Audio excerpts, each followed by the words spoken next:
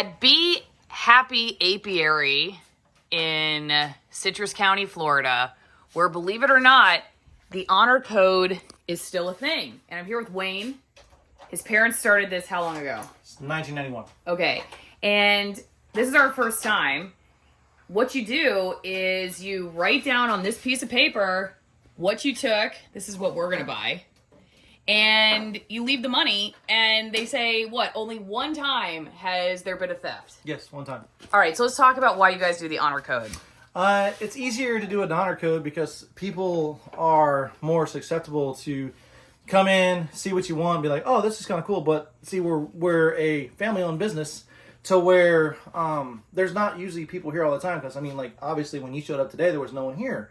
Well, now you know that when you show up next time and there's no one around, you just come into the store, purchase what you want, leave the money here, and you're good to go. Because there's like me and my mom and my dad, we run this place, but my dad's doing things, my mom works full-time job, and then there's me, a retired military veteran, that runs the store for him. So, and there's times where I'm not around. You know, I'm out doing other deliveries, or I'm out doing my major deliveries. So we can't always man the store. So this is why we do an honor system, so people can come in and get what they want, so we're not always shut down. Okay.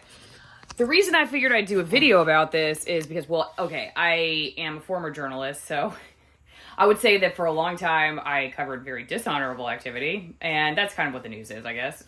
Well, some people might say the media is dishonorable activity, but we don't have to go down that rabbit hole right now.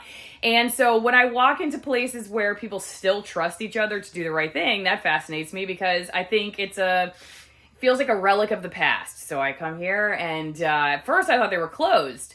And we were about to leave, and then Wayne pulls up, and I'm like, oh, maybe he knows what's going on here. So I stop him, and he's like, oh, you must not have ever been here before because it's not closed. It is open. The lights are off and everything. You just take what you want, leave us a note about what you took, what the cost is, and what you owe us, and leave the money. And so is it cash only? No, we do check and card. See, if you want to pay with a card, you just kind of let us know ahead of time so we make sure we're here. We do have people that leave numbers and say, hey, if you need to contact me for my credit card number, please contact me and we'll pay over the phone, which we do that every once in a while too. So okay, so yeah, so I'm just thinking, wow, that's pretty cool. I don't run into businesses very often. Kind of one of the benefits of, I guess, being in a neighborly small town area where you can still, I don't know if you call it trust people, because he does have a security camera up there. yes.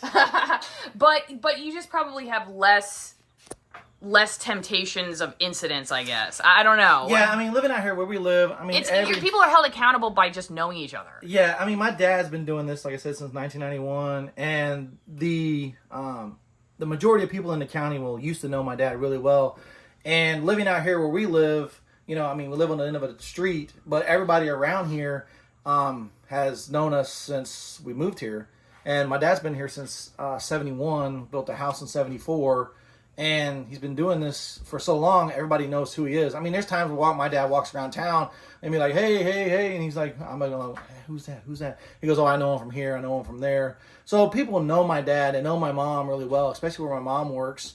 And so it's for us to do the honor system, it's just so much easier to say, hey, you know, we still believe that there are honest people out there, and to show our faith, and we know that God's going to take care of us.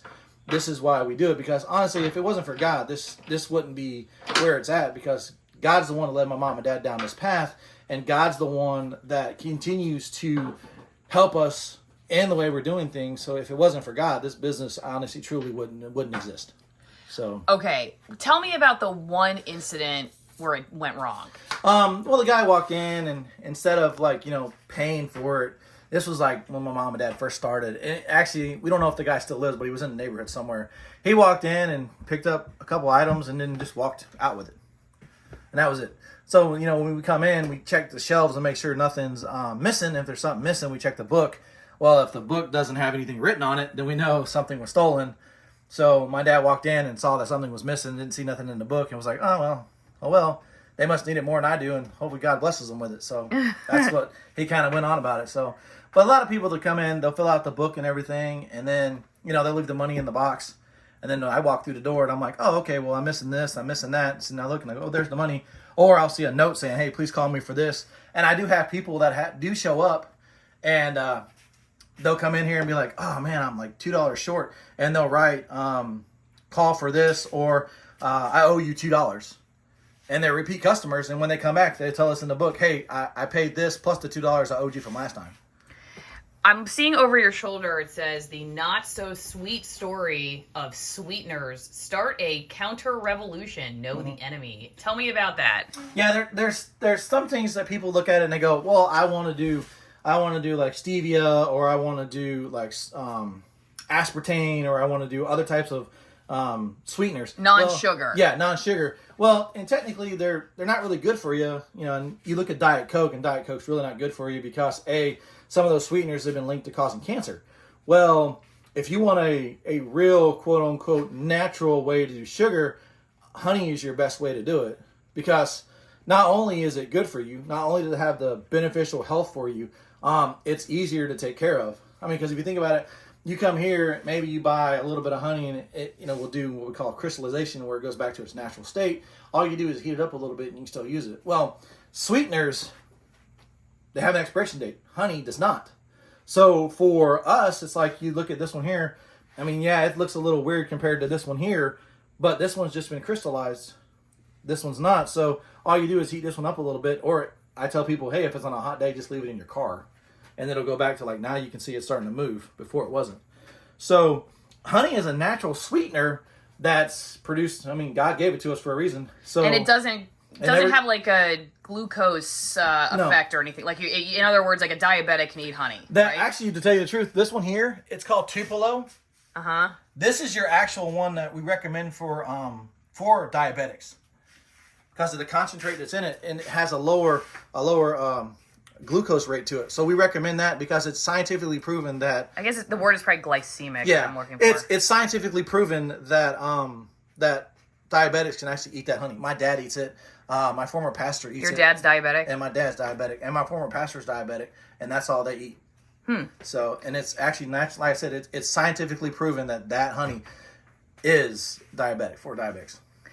So, Wayne, any final words about the honor code, honor system? For to us, it's just... And for business owners specifically, maybe. You know, to trust people these days is hard. But for us as a generation, like my generation, it's our job to teach the younger generations to actually believe in the, human beings. Because we are, supposed to love one another like Christ loves each other. So for us to actually love each other is we have to get back to where we have to trust each other and get off of, all the hate, I guess you could say. Because if you look at the Bible and you read what Christ said love one another. Well, that's what we're supposed to do. We're supposed to emulate like him. And if we emulate like him, then we're going to love, we're going to trust. Let's get rid of all the racism and hate and get back to where we were supposed to be to begin with, and love one another, because we're all in the image of Christ. We're all together. Okay, Wayne, thank you so much. Bye, everybody.